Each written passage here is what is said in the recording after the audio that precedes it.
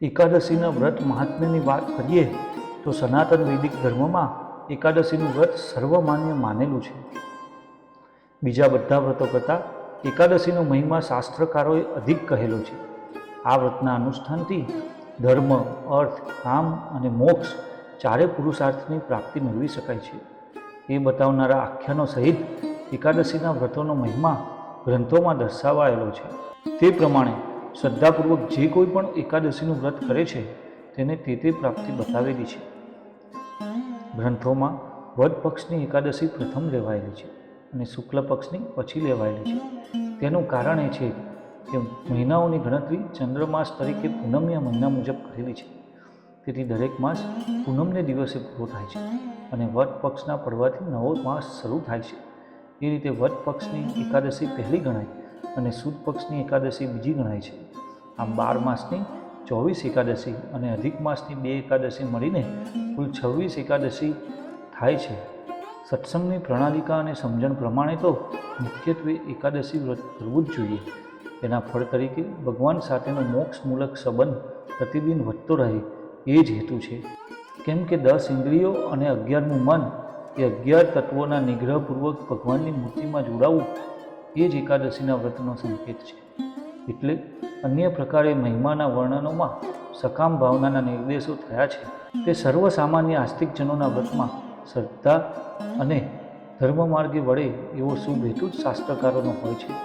પરંતુ શ્રીજી મહારાજે તો મુખ્યત્વે ઇન્દ્રિયોના અંતઃકરણ નિગ્રહપૂર્વક ભગવાનમાં વૃત્તિ રાખવા માટે મોક્ષના સાધનરૂપ એકાદશીનું વ્રત ખાસ કરીને બતાવ્યું છે.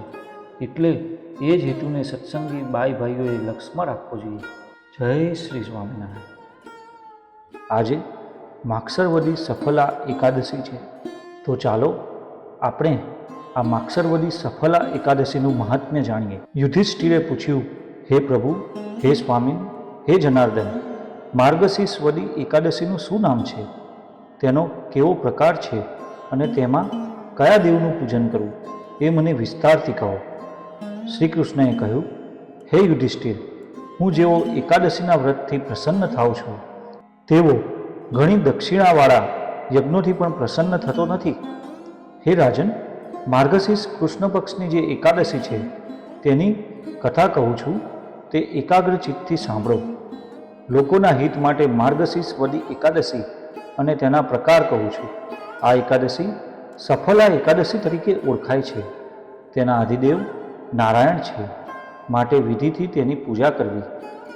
જેમ સર્પોમાં શેષનાગ, પક્ષીઓમાં ગરુડ, યજ્ઞોમાં અશ્વમેઘ અને નદીઓમાં ગંગા, દેવોમાં વિષ્ણુ અને મનુષ્યોમાં બ્રાહ્મણ ઉત્તમ છે, તેમજ સઘળા વ્રતોમાં એકાદશી વ્રત ઉત્તમ છે, જે મને અત્યંત પ્રિય છે.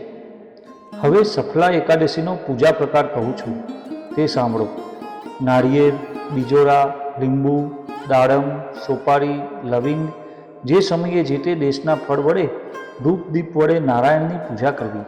આ સફલા એકાદશીના દિવસે દીપદાન કરવું, રાત્રિએ જાગરણ કરવું, જેથી 5000 વર્ષની તપશ્ચર્યાનું ફળ મળે છે.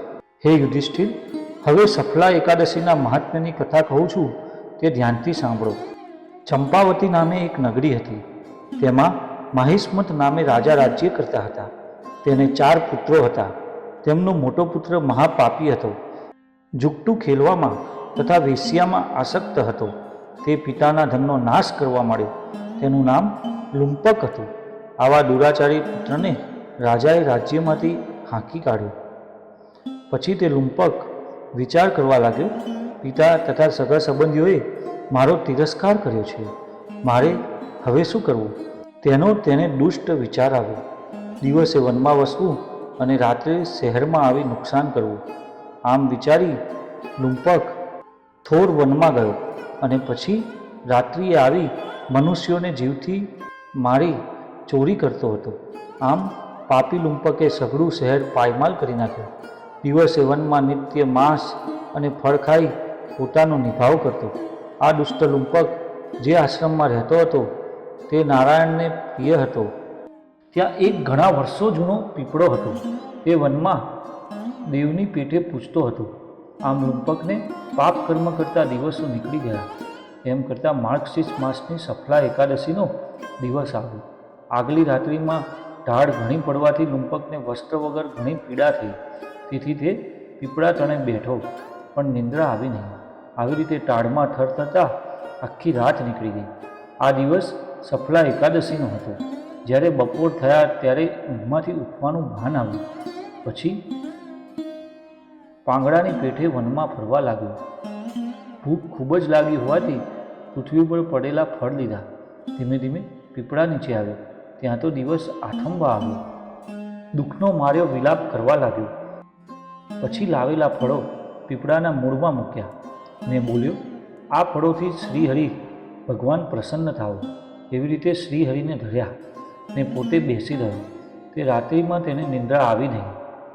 હે યુધિષ્ઠિર, તેથી નારાયણે સફલા એકાદશીમાં તેનું જાગરણ માન્યું અને તેણે પેલા ફળો ધર્યા તેથી પૂજા માની લીધી.